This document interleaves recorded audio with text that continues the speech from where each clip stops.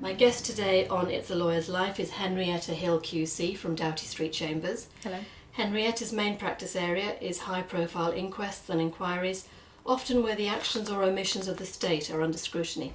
Welcome, Henrietta. Hello, thank you very much for inviting me. Now, I have to start with a basic question. Henrietta Hill QC. We have a lot of lawyers who will listen to this, but also a lot of non-lawyers. So what is a QC? What does being a silk mean? QC is a Queen's Counsel, which means that I've been appointed to a particular rank or group of barristers who are seen as being at the top of the profession. It would have been a KC if we had a king. It may be a KC in the future, but it is a Queen's Counsel for now.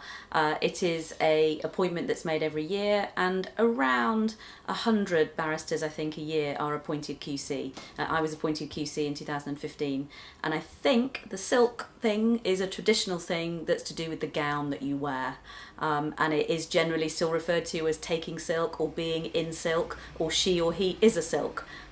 So I hope that helps you understand what it means. A lot of people will have watched Silk on TV. Did you watch it? I did. Yeah. And do you think it was an accurate portrayal of a successful woman barrister? I think it was an accurate portrayal to some degree, and one certainly saw on the programme the hard work that she put into the criminal trials. You also saw a little bit of the machinations behind the scene in a trial. You saw a little bit of chambers politics, which does happen. What you did also see at the beginning, if I remember rightly, was the pink ribbon that went across the screen. Yes. And that is increasingly out of date, because more and more we don't get paper briefs at all, let alone paper briefs tied together with pink ribbon. And so I can't remember in the last 5 years seeing any pink ribbon in my pigeonhole. So I think that bit of it is slightly out of date. And how does being a silk compare to being a junior?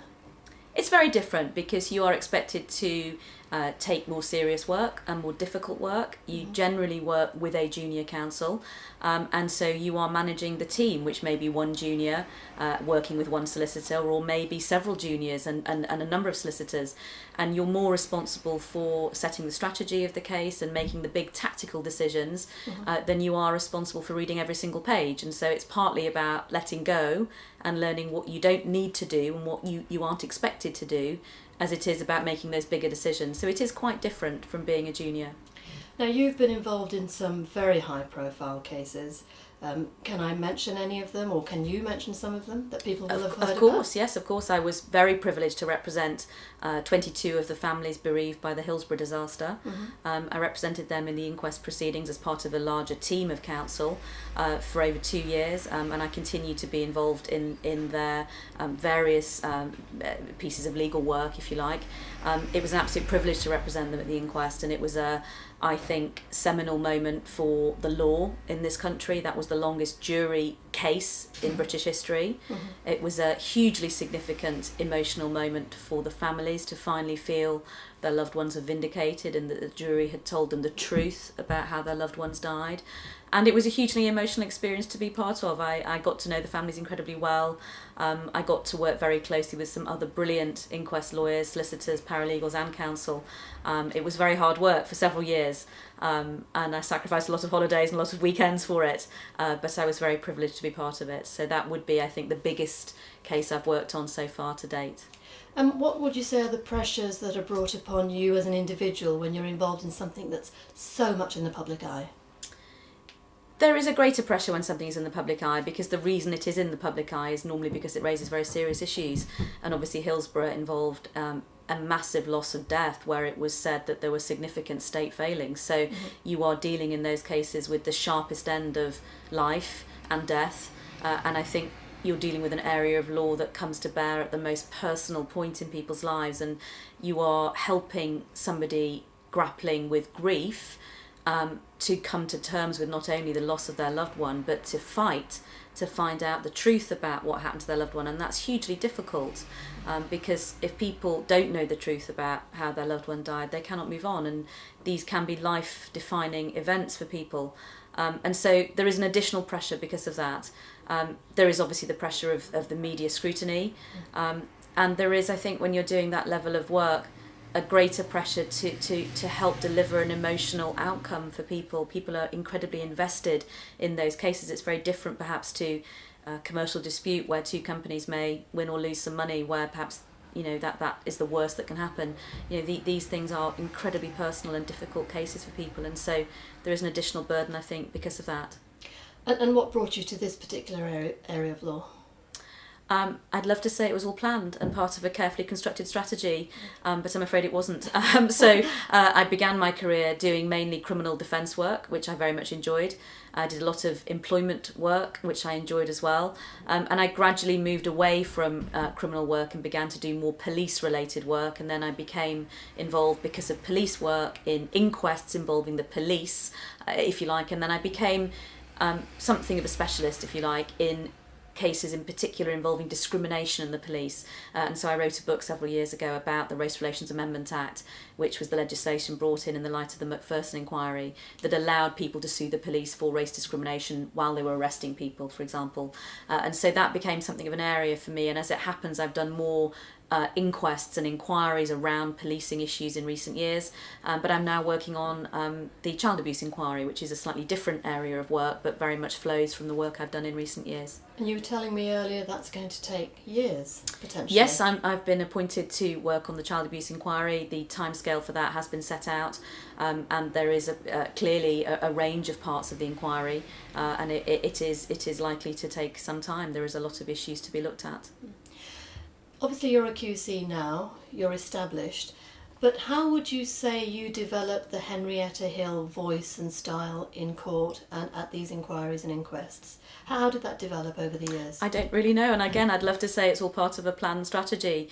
I don't think I've ever been one of those brilliant trial advocates, and I don't think criminal defence advocacy was meant for me, and as I moved chambers very early in my career where there was no longer criminal work, that seemed to fit with me because I'd never been terribly good at the very dramatic style of rumpole sort of advocacy that you see. That was never particularly something that I was good at, so I suspect I'm better at making legal submissions and trying to present things in a slightly more lawyerly way than in a dramatic way, if that makes sense. So I don't know if that is my voice or not, but I do try to be more measured than perhaps is necessary when you're trying to persuade a jury of someone's guilt or innocence.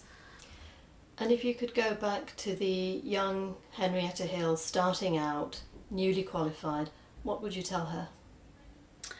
I would tell her that whatever you plan, it might not always work out. I was convinced I was going to do criminal work and family work at the bar. I've never done any family work at the bar by accident, not by design, and I didn't do criminal work for more than a few years. I don't regret doing it at all. I think it was a very good learning ground for me, but the career that I have now doesn't bear any relationship to the practice areas I said I wanted to do when I applied to my first chambers, and I think it's not uncommon for people's practices to develop over time, and I think the only thing to appreciate when you start out is that sometimes areas of work open up that you can't predict. I wasn't even taught inquest law when I was at bar school. It didn't really exist as a discipline. Inquiry law wasn't even really recognised. So areas of law develop over time that you perhaps find.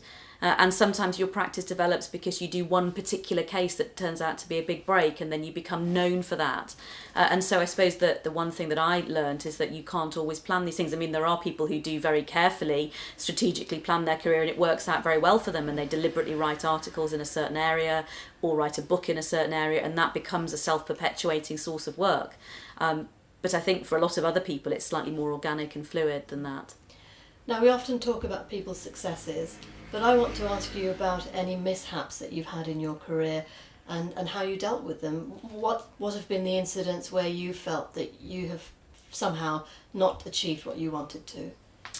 There was one incident in inquest many years ago where I was just very overtired and ground down by what was a very difficult case, and I remember very clearly a witness was being asked some questions, and the witness was struggling to remember the answer, and the witness was saying, "Oh, I know the answer of this thing. The name of the man I'm trying to remember was something in a musical, something in a film," and I knew that the witness was trying to remember a man called Higgins. And I just, from out of nowhere in Council's Row, blurted out, "My Fair Lady," as if I was in some kind of pub quiz or something, as if it was just that in my head I'd answered the question. And of course that was completely inappropriate because I was therefore answering the question for the witness and effectively leading the witness from counsel's row, and I was utterly mortified. And in fact, my opponent, of course, was furious and said, "Oh, I do wish Miss Hill would restrain herself." And I remember thinking, "Oh Christ, I wish Miss Hill would as well." And I was just mortified. And in fact, then of course the worst thing was that the witness then said, "No, you're right. It's Mr. Higgins." And it was just mortifying. And I responded to it by being utterly horrified, going home, crying my eyes out all evening, and apologising to everybody in court the next day. And even now, if I blurt out something inappropriate in my home life, my husband will just shake his head and say, "My fair lady, my fair lady." And that was a very clear low point for me that still haunts me, I think probably over a decade later. You mentioned being very tired.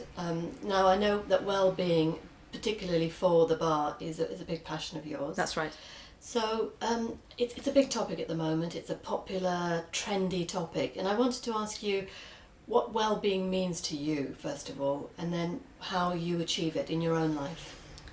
I think the issue of well-being for lawyers is hugely significant. I'll perhaps talk about that later.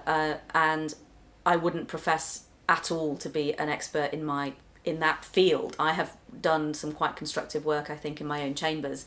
And I think in the course of that roughly two year programme, it has taught me a lot about my own well-being. And so I've realised, I think, various things that I have in my life that naturally give me a work-life balance. I'm blessed with 2 young children, and by definition they give me a balance. They also create an additional pressure because it means that you can't devote yourself exclusively to work, and sometimes you feel very torn, but by definition that gives me a balance. And I do love being able to just switch off from work completely and rush to a theme park with them and go on roller coasters and things like that. And it's great to just go from one to the other, and I have no difficulty swapping from the lawyer who, in fact, I came home at 11 o'clock today, took off my suit, put on a dress, grabbed a picnic and went to sports day, and I've come home and put a suit back on, and I don't mind that change at all, and that gives me a balance.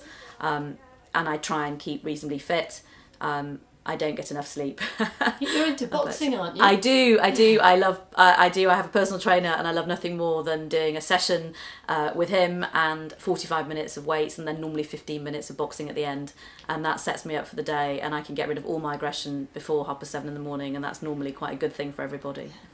You mentioned your chambers, yes. And you have been really very much at the forefront of changing the way well-being and wellness is looked at in your own chambers in Doughty Street. I hope so, yes, I hope so. So can you give some advice to other chambers that might be looking at helping their colleagues and members? Certainly. I mean, the work that I have done within Doughty Street grew out really of my work as their Equality and Diversity Officer, as was the official title originally. And certainly we identified that there were some mental health concerns in chambers, and we had a couple of situations that made us wonder whether chambers had been supporting somebody properly enough.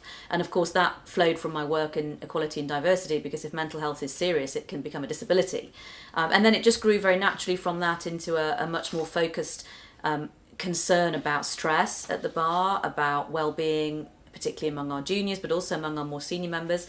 So we just did some fairly sensible things, I think, like a survey of all the barristers. How stressed do you feel? How often do you feel very stressed? What do you think would help change things? And we've brought in various things over the last couple of years, some of which have worked, some have not worked so well. So we tried yoga in the seminar room at lunchtime. That didn't go down terribly well. We now have a massage session once a month where somebody comes in and does a series of 15-minute massages for free, and they're available to staff and barristers, and they go like hotcakes. If you get your name down on time, you get your name and you get your massage, and that seems to be very good. We've had some amazing mindfulness courses, which I did myself and I think have really helped me. We've engaged some life coaches, we've engaged some more intensive career coaches and some counsellors who can be available to practitioners. We've done some work around nutrition. And I think actually probably the biggest thing that we've done is that we've done all these little things, and I think that does try and begin to create a culture where it's all right to talk about how you feel, because I think that's the first step. It's really important to remove the stigma from stress and worries about your own mental health, and I think it has begun to create a culture where people feel more able to talk not only about how they feel themselves, but to talk about concerns they have about a colleague.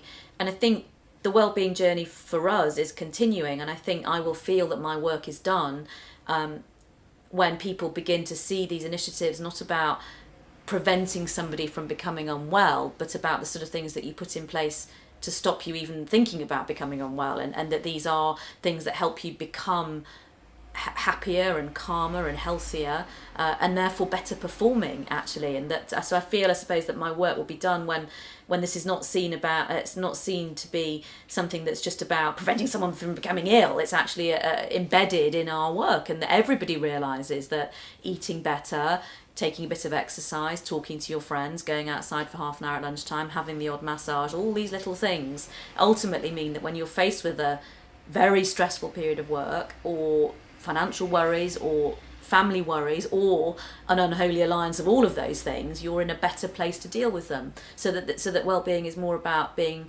proactive and protective than it is about being reactive, if that makes sense. No, it makes perfect sense.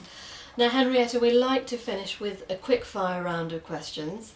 Which I'm very anxious about. They could be I'm not very good on these anything. things. My husband is much better at this sort of thing than I am. Henrietta Hill QC. When I was growing up, I wanted to be. I did want to be an air stewardess. I did, and I was not tall enough, and that was very upsetting for me. And I then wanted to become a music industry lawyer, because I was obsessed with a particular band. Which I one? used to follow Jericho. Okay. Round the country. I am now Facebook friends with their former lead singer, with a fairly small group of mid-40s mums who occasionally go to their concerts together. And I wanted to become a music industry lawyer, and then I ended up becoming a barrister. Okay. My perfect day would include... My perfect day would include a lie-in in a very quiet place without my children, which would mean I could actually have a lie-in. It would involve some quality time with my husband, involving perhaps a long, boozy breakfast and the newspapers, and then it would involve some fun time with my children in the afternoon.